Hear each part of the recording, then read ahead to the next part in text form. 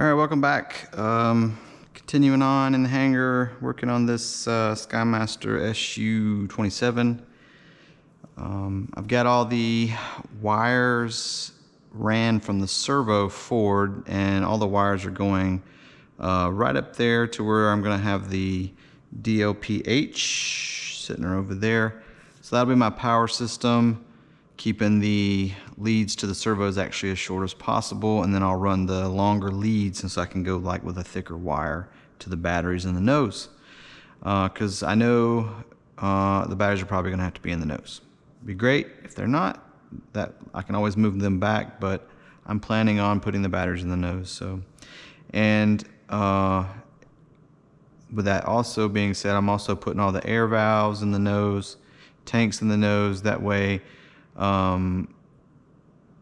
I'm trying to push as much weight forward as I can. It's always easier to move weight back than it is to have to add weight.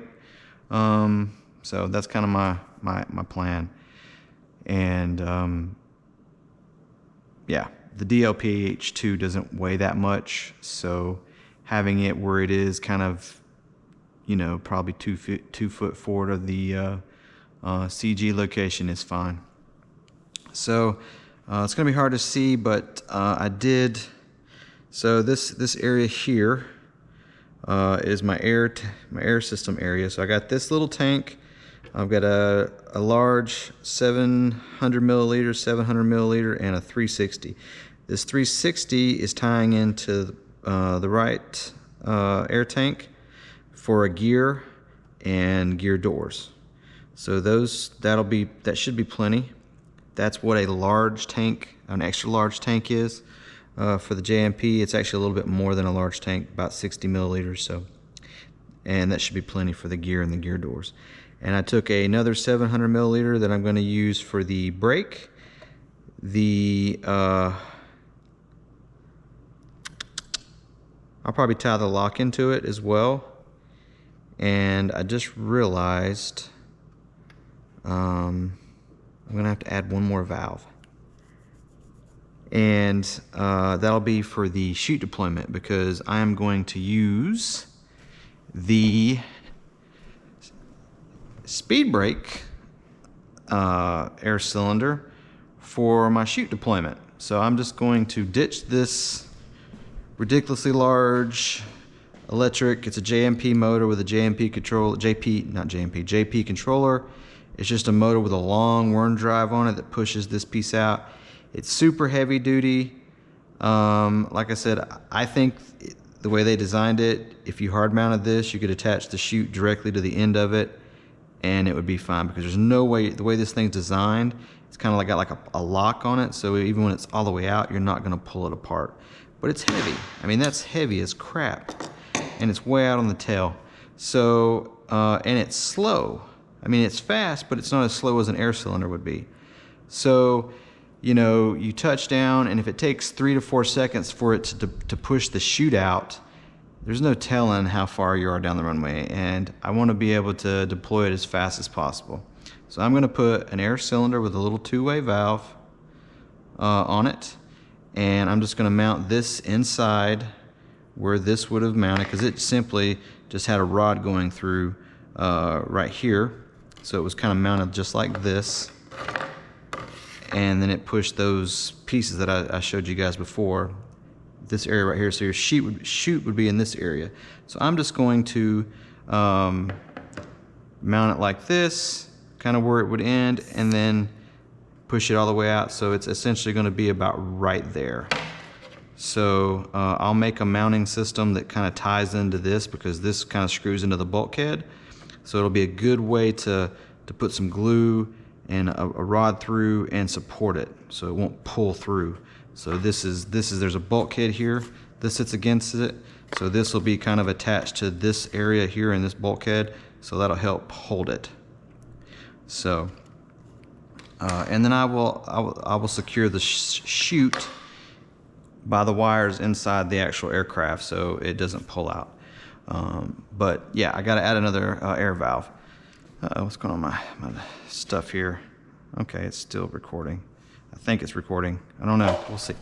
But anyways, so I've got just used some shoe goop for this guy, and I made some little mounts with screws, glued them in. And this is my, it's hard to see there. I believe that's what but yeah, this guy right here is the air valve for the main gear. So because you got two, so main gear, front doors, aft doors, brake, lock, and I'll add one more valve for the chute deployment. This one, I wanted to use this one just like on the big jet, so I can come up here, flip that switch, the gear will come up or go down. It doesn't lose air. It hardly loses any air when you do that.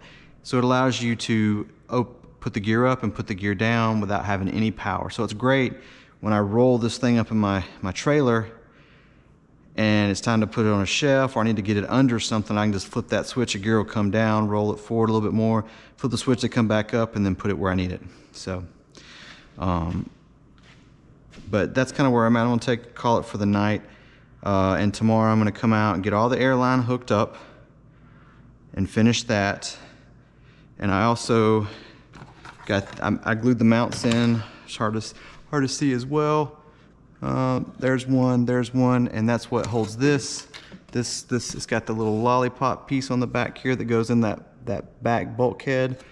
Goes in like that, 2 screws, hold it here and here.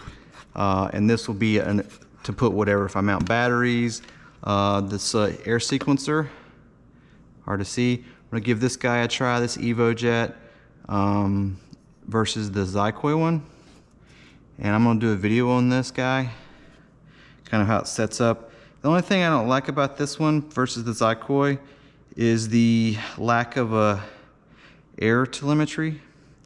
So I can't use my radio, but the light supposedly can be set to a PSI. So you start filling up, and when you see that light go, whatever color it is, green or blue, you know you're at the pressure you set it. So it does have kind of a built-in pressure gauge. You just have to do it visually, which I'm fine with that.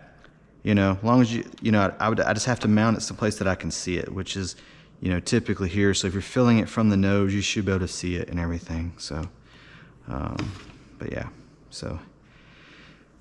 And then once the airlines are all hooked up, then I'll just go ahead, I'll put the DLP2 in, cut off all the leads and put the male ends on them, and start putting my little wire holders, the MAP wire holders everywhere, and secure it. So that'll be kind of it at that point. Then it's putting the cockpit in, which the cockpit is already mounted.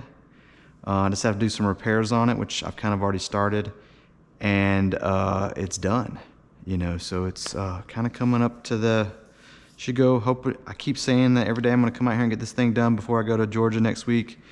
But every day I come out here, it's like, I do a little bit and I'm like, okay, I'm done. So hopefully, we'll see.